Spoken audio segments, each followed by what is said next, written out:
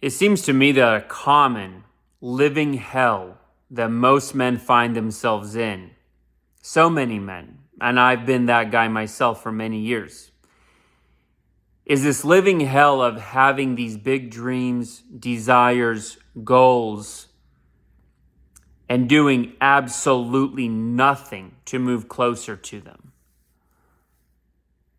Not putting in the work, not putting in the effort, never even attempting it, never taking the risk of failure. And then I feel like we wear so many masks to rationalize, to excuse, to explain away, to defend why we aren't moving closer to the thing or things that we know deep in our hearts that we absolutely want and desire. The things that we dream of, the things that we're constantly thinking about. The excuses that I've used are, I don't have enough money. I don't have time. I don't think I'm capable. I don't know where to start. When I get X, Y, and Z done, then I can go after A, B, C. Well, I just don't have time right now because I'm in a relationship and my girlfriend needs help with X, Y, and Z. Or, well, I've committed to this, that, and this, and I got to follow through on that. And these people are counting on me. And when I look back during those times of my life,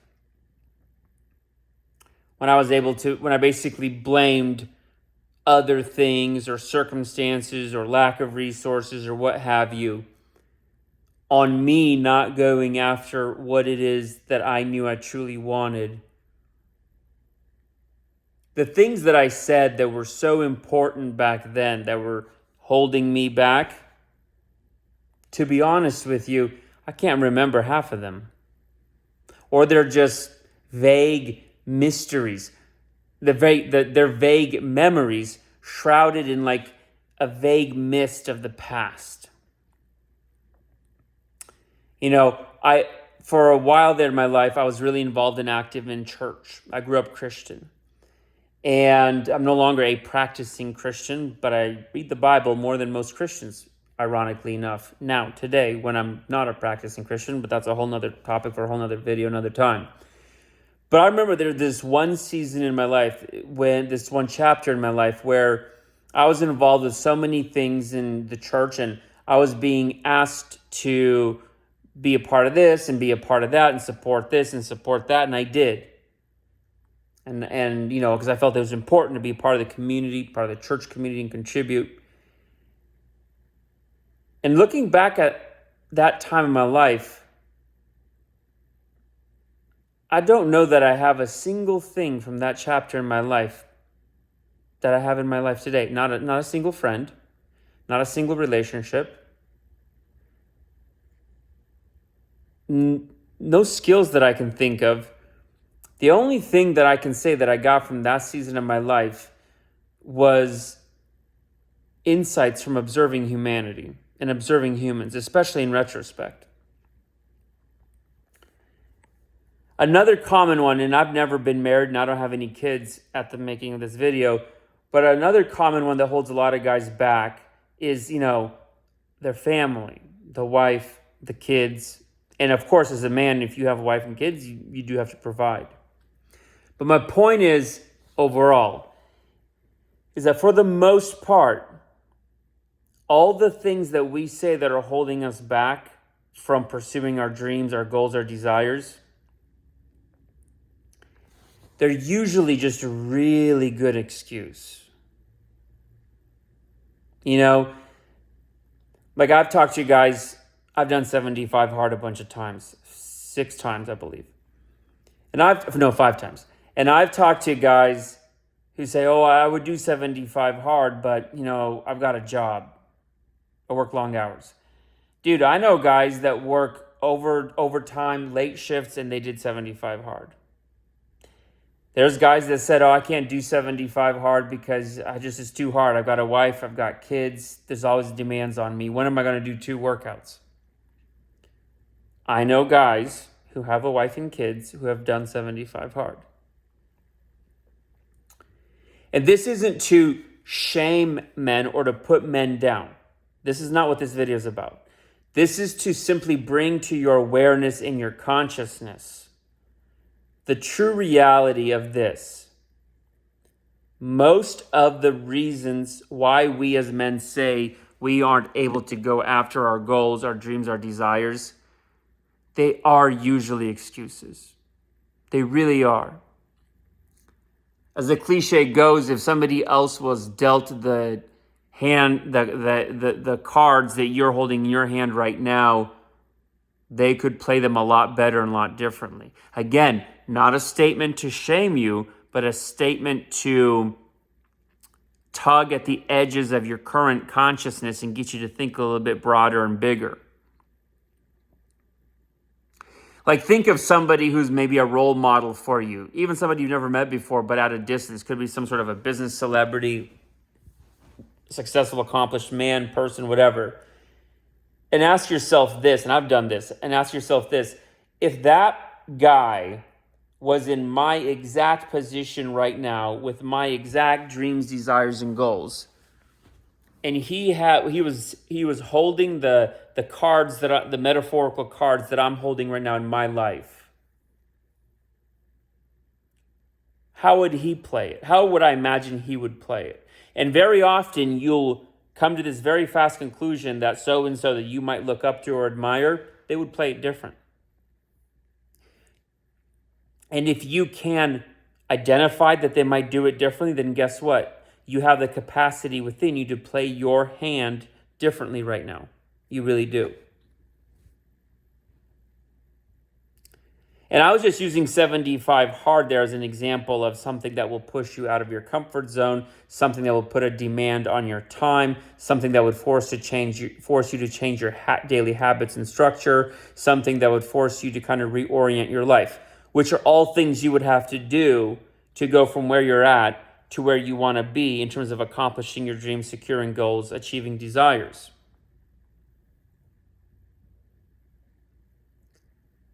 I use this cliche, corny example over and over and over again because it's so bloody effective.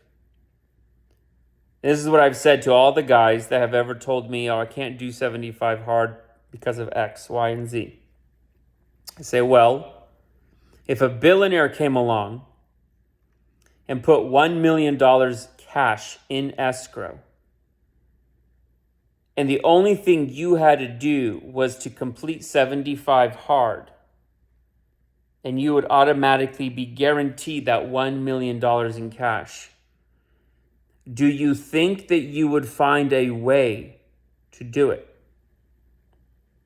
And every single time, every single man has said yes. And I remember this one conversation that as soon as he said it, he's kind of one of those things where you say something and you catch yourself because you just realize what you said. And I asked him, so why do you, and this is one of the guys that has a wife and kids. And I asked him, so why do you think, what would be the driver behind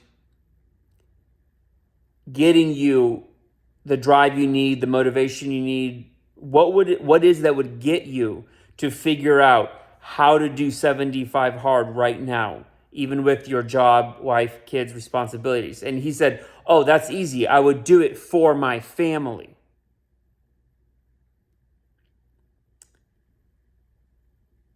So a minute ago, his answer was, I can't do 75 hard because of my responsibilities to my family.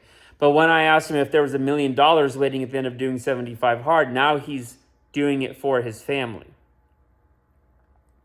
Not a gotcha type thing, but again, tugging at the edges of our comfort thinking to expand our consciousness here. Because what happened is that when he saw the journey of putting in the work, in this case, the 75 hard, when he looked at the journey of putting in the work in a different context, suddenly it was all about providing a better life for his family. But the thing is, even in that corny example, doing 75 hard and becoming a better, healthier, sharper, more motivated, version of yourself is doing something for your family. It's doing something really big for your family. Being the best version of yourself as a man is probably the single best thing that you can do for your wife and kids if you have a family, right? So much of this comes down to just our thinking, just how we see it. And so often we use these little excuses. We use these masks, like this guy was saying his family was the reason why he couldn't do 75 hard. It's an excuse.